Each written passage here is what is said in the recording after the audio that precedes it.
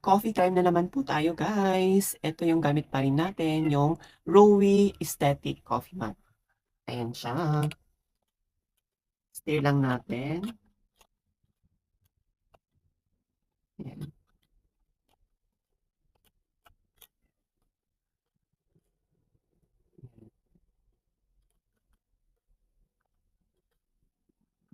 So, nakaka-enjoy magkape guys kapag maganda yung gamit natin, coffee mat. Ayan.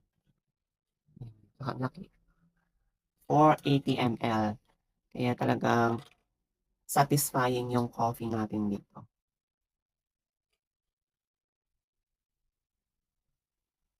Mainit-init pa.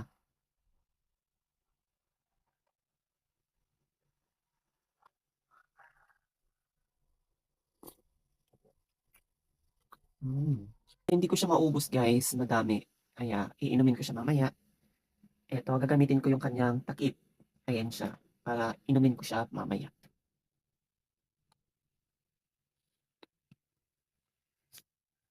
Ayan. Diba?